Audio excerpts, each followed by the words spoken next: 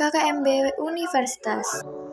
Hai guys, perkenalkan nama saya Linda Dwi Pratiwi, lahir di Gedung Menang tanggal 19 Juli 2004. Saya dari Prodi Pendidikan Matematika dengan NPM 2213021077. Hasil yang saya dapatkan dari PKKMB Universitas ini yaitu Day 1. Materi 1 oleh Bapak Yusriandi Yesik M. Medcom tentang peran kepolisian Indonesia dalam kejahatan digital. Materi 1. Apa itu UU ITE? 2. Contoh pasal yang berlaku. 3. Tujuan pemanfaatan teknologi informasi. 4. Contoh pelanggaran hukum di dunia maya. 5. Tips and trik agar terhindar dari kejahatan hukum UU ITE. Materi 2 oleh Dr. Susetya Herawati ST MSI tentang pengembangan karakter mahasiswa sebagai intelektual dan anti perundingan atau bullying.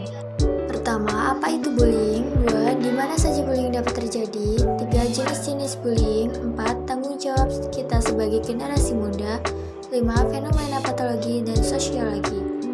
Materi 3 oleh Profesor Dr. Ki Haji Said Akil Siroj M. Mustayar PBNU tentang pengembangan karakter mahasiswa dalam perspektif agama. 1. Tujuan dari pembangunan karakter. 2. Peran dan fungsi dari kearifan lokal dalam pembangunan nilai-nilai keindonesiaan dalam diri sendiri. Yaitu materi 1 oleh Sri Sulastri SHMH tentang Merdeka Belajar Kampus Merdeka. Materinya yaitu 1. Visi Indonesia 2045. 2. 4 pilar pendukung visi Indonesia. 3. Tantangan di dalamnya. 4. Indikator profil pembelajaran. 5. Tujuan Merdeka Belajar dan hak mahasiswa. Materi 2 oleh Profesor Dr. Asep Sukahar Esket MKes SP KKLP tentang kesadaran lingkungan hidup, manajemen risiko dan kampus sehat. 2. Lingkungan hidup, manajemen risiko dan kampus yang sehat. 1. Apa itu lingkungan hidup, permasalahannya dan pengelolaan lingkungannya. 2. Upaya Unila dalam menciptakan kampus. 3. Manajemen risiko. Materi 3 oleh Profesor Dr. Yulianto MSI tentang etika dan norma kehidupan kampus atau pengembangan karakter mahasiswa. Materi 3 etika dan norma kehidupan kampus. 1. Apa itu mahasiswa? Apa itu mahasiswa yang ideal? 3. Tipe-tipe karakter mahasiswa. 4. Tujuan kuliah. 5. Karakteristik yang harus dimiliki oleh mahasiswa. Yang terakhir, kekerasan seksual. Materi 4 oleh Profesor Insinyur Soeharto PhD tentang perguruan tinggi di era evolusi industri 4.0 dan kehidupan kampus di masa pandemi.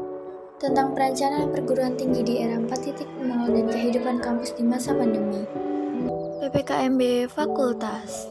Hasil yang saya dapatkan dari PKKMB Fakultas ini yaitu di resume materi 1 oleh Profesor Dr. Patuan Raja MPD tentang pembelajaran di perguruan tinggi di era teknologi dan plagiarisme.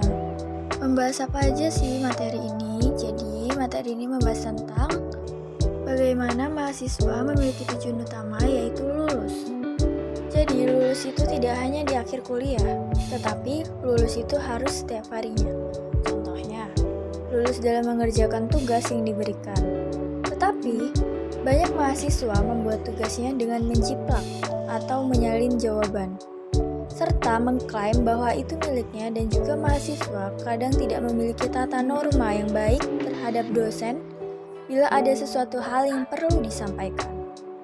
Mengenai plagiarisme atau penjiplakan ini merupakan tindakan yang menjiplak oleh seorang maupun sekelompok orang secara sengaja tanpa izin dari pemilik asli karya tersebut dan tanpa menyebutkan sumbernya.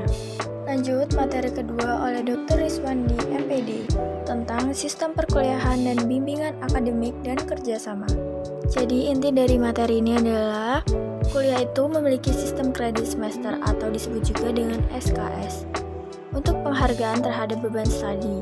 Tujuannya yaitu memberi kesempatan kepada mahasiswa yang cepat tanggap agar cepat lulus. Beban studi semester sangat penting untuk mengambil SKS selanjutnya. Bobot SKS bermacam-macam. Misal, 1 SKS itu sama dengan 50 menit. IP adalah kemampuan individu hasil studi, kalau IPK adalah gabungan IP per semester. Materi 3 oleh Dr. Randa Supriyadi MPD tentang fasilitas untuk perkuliahan dan mahasiswa. Jadi fasilitas yang ada di FKIP itu ada tempat parkir terpadu, ada 2 di BNI sama GSG. Dan nanti ada fasilitas Tayo yang akan mengantar kita ke tiap fakultas masing-masing. Dan juga ada tempat khusus yang tunanetra, tunarungu, dan lain-lain. 2 gedung dekana untuk loket registrasi UKT. 3. Gedung A, Aula A tempat kumpul mahasiswa yang berjumlah 200 orang, ruang dekan fakultas. Dan keempat, Gedung B, Gedung Ilmu Pendidikan Aula B, ruang sidak, toilet, laboratorium PAUD, ruang baca. Yang kelima, Gedung C, Pendidikan Bahasa dan Sastra dan Seni, kantor, ruang guru besar, Aula C kapasitas 400 orang.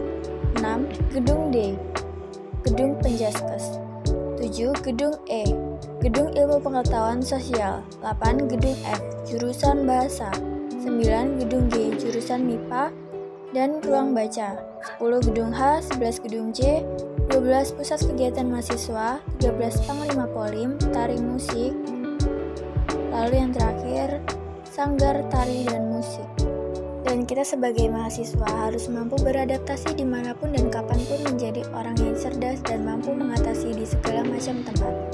Masa depan itu sangat dipengaruhi dengan kinerja masing-masing dalam diri kita.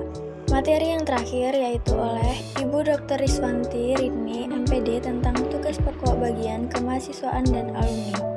Inti pokoknya yaitu kita sebagai mahasiswa jangan sampai menjadi yang namanya mahasiswa kupu-kupu.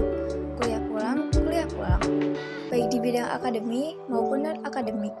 Itu semua harus beriringan, harus bersamaan. Yang kita utamakan yaitu akademik dan non-akademiknya. Jadi, kegiatan-kegiatan yang harus beriringan. Akademik harus dijalani dengan baik sesuai prodi yang telah kita ambil. Nah, begitupun dengan non-akademik. I think that's all from me. Thank you guys and see you.